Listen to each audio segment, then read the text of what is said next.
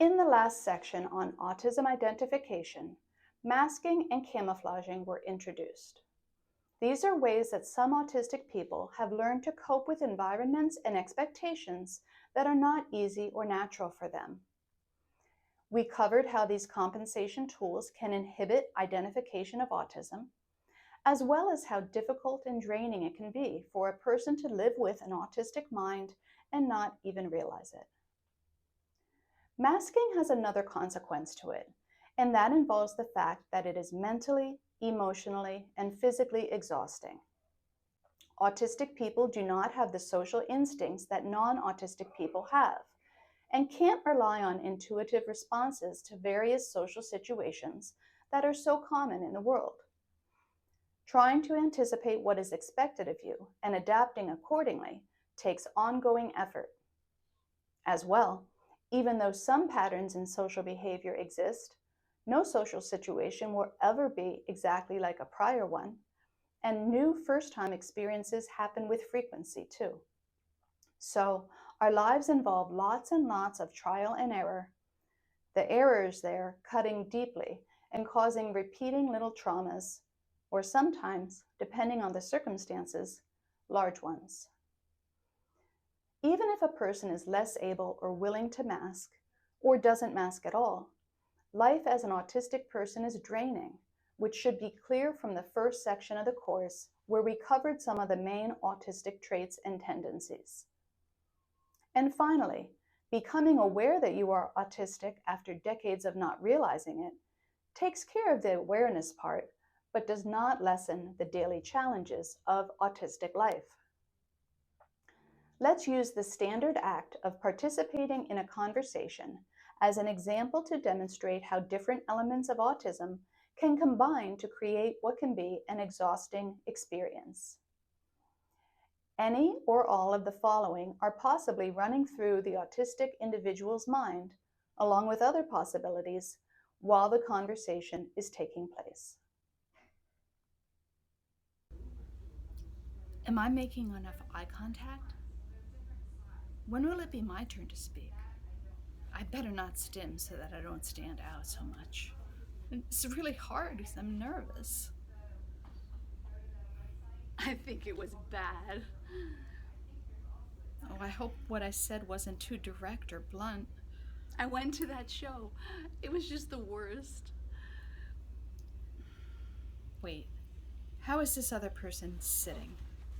Should I be sitting more like they are? Hold on, I think I should be smiling more. Is now a good time to smile? Yeah.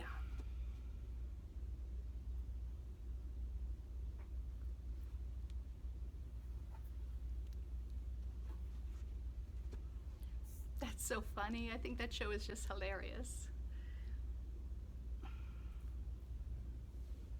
Did I wait long enough? Or did I interrupt again? I'll never never get get this this right. right, but he topped his performance this time.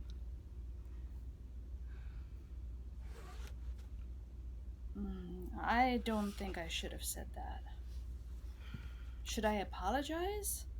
Or just, move on? Wait, the topic changed and I wasn't done.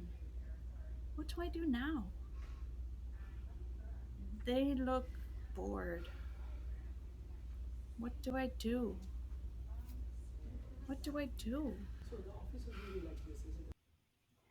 If you are not an autistic person, that all may have seemed like an exaggeration, and maybe even a bit comical. And that's okay. Sometimes seeing humor can be a sign that something is new or perhaps uncomfortable to us.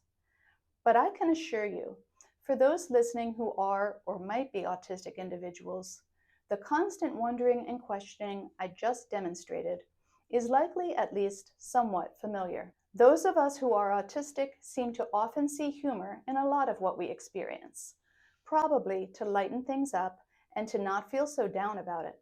And it can be a way to bond. I want to clarify that the type of internal questioning that the conversation video demonstrated doesn't just come along with autism. It can accompany other situations or scenarios like social anxiety or low self-esteem. But in those cases, the individual would lack other traits and tendencies of autism to go along with the internal questioning. Remember back to what autism identification entails, and that differences or difficulties with communication and social interaction alone do not define autism. Separately, some autistic people may be more skilled socially than others, or perhaps have learned to become better maskers. And for them, not every conversation would include these types of internal questions. But they are there to some degree for many autistics. And even if they are rare for a particular autistic person, if we are overloaded because of sensory issues, are ill or especially fatigued, or have a lot on our mind because of earlier experiences in the day, we will be more prone to this type of discomfort and self-doubt. And keep in mind that the daily challenges for people on the spectrum include much more than conversations. Interruptions, changes to plans, disagreements or miscommunications, and many, many more variables can throw an autistic person off much more than a person who is not autistic. And as we've stressed before in this course, it's essential to remember that it's not the autistic person's choice to be experiencing the world this way. It's simply a result of how our brains are wired and how they naturally, authentically function. So whether you are on the spectrum or not, I think we can all realize the overwhelm that autistic people can easily feel in what for others are common or simple occurrences.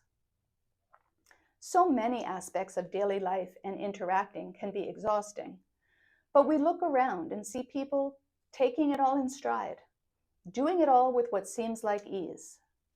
Many of us at one point or another begin to wonder what is wrong with us, and then feeling overwhelmed, inadequate, and incapable.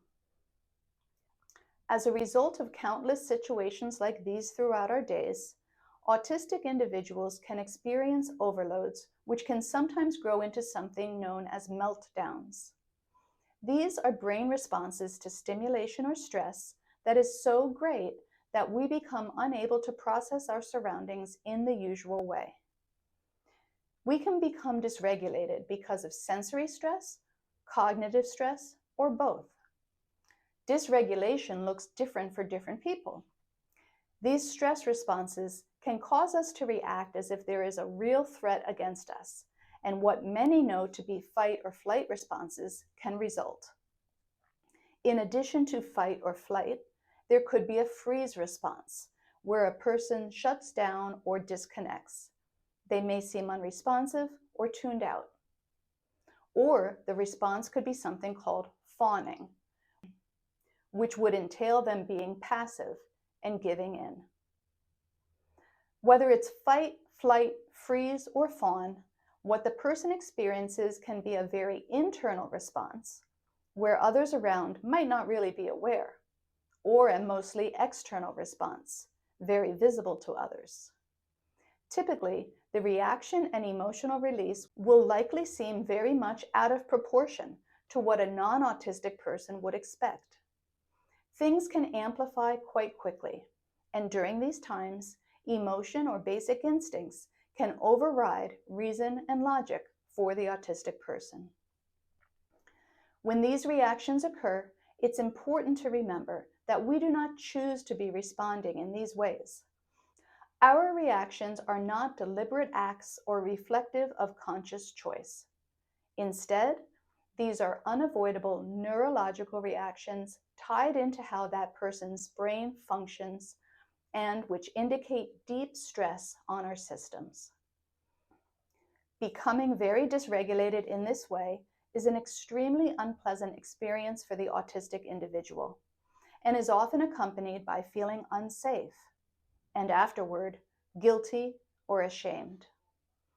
It takes time to recover from, time which will vary depending on the person and situation.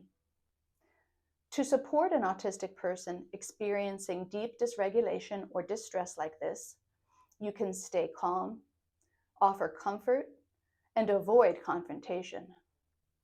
Creating a safe space for them to de-escalate would be another act of caring. Facing long-term stress without enough rest or personal recovery time puts us at risk of autistic burnout. Being burned out is referred to somewhat frequently in modern society, but autistic burnout is different. It is a serious situation which needs to be met with rest, self-care, and patience. Doctors can mistake autistic burnout for depression, but the two are very different. And unless the root cause of the autistic burnout is addressed, it will continue and deepen. That is certainly a concern when underlying autism has not yet been identified. To avoid overload, meltdowns, and burnout, it is crucial that autistic people practice self-care and self-advocacy. Understanding how each individual's autism affects them, getting enough rest and solo time, and time to devote to what is enjoyable for them, recalibrating when life circumstances change, and avoiding or reducing stress whenever possible are all ways autistic people can positively impact their lives.